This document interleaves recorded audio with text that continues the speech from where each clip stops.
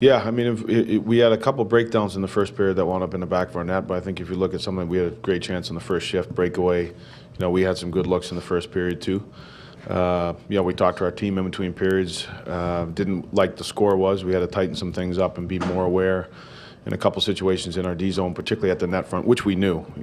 Talked about it at length today about being strong in that area of the ice, which they're very strong in. And then we played better in the second, and just tough to come back from a 3-0 lead, but we did battle. Was this one that Keith just had to sort of settle into because he looked like he was making some really dynamic, game-changing saves, giving the team a lot of momentum in the second period? Yeah, that's exactly right. It was, I think our team did a little bit, where we had, like you said, a couple of the D-zone mistakes, or really at the net front. The first one was the seeing eye shot. Second one was a tough box out. And the third one, we know how we need to play the situation. We didn't play it the right way and gave up a back door. But he came in, he made some big saves throughout the game and kept it, and I thought the team continued to do a better job. And Buffalo was something that we had talked about when we had lost momentum in the second period. In Buffalo, it kind of snowballed where we were able to stick to it from Keith to our team on out. And, it's just we didn't get enough to either tie the game or get ahead.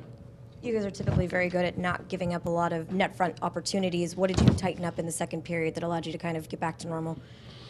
Well, it's the awareness on the low to high. When the puck goes low to high, the three guys that are down low have to box out right away, and we had a misread on one, and then the second on the third one on the back door play, they walk up the wall. Our weak side winger's got to sit right in the slot and be aware of a D-man. He was out too high. D-man snuck behind him, and then when you get in those situations, the game opens up. So those, you didn't see that the rest of the game, but it was a situation where guys were in the situation and didn't make the right read, but throughout the game, it got stronger and better. We were able to hold it and push our way back into the game.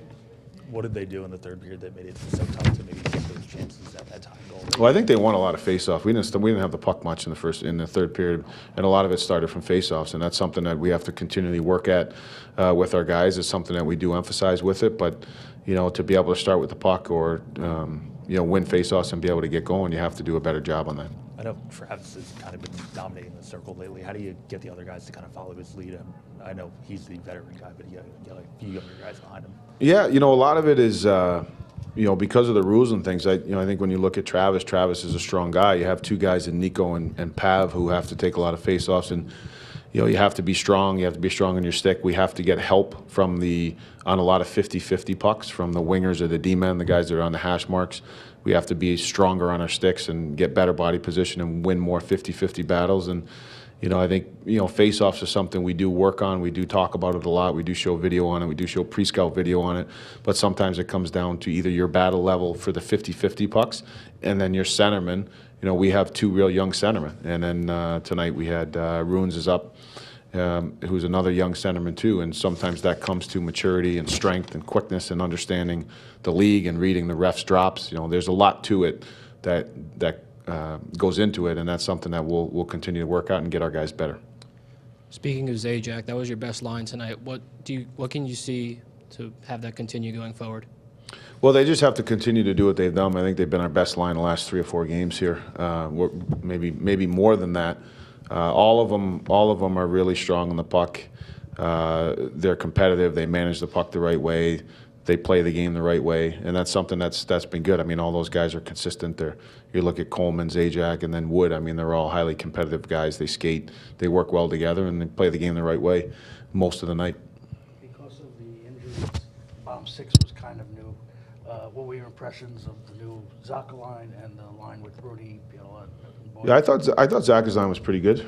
For the most part, I thought Cini looked good in the wing. You could see his speed a little bit more tonight because he doesn't have to defend so much in the defensive zone. I thought Rooney came up and did a good job with, Blake playing the right with Boyle. That was a pretty big, heavy line, and I thought there was some speed to both of those lines. So I thought the chemistry was good. I thought Stafford looked good with. He's played well with Pav, and Cini was good on the wing. So I felt our bottom 6 did a pretty good job.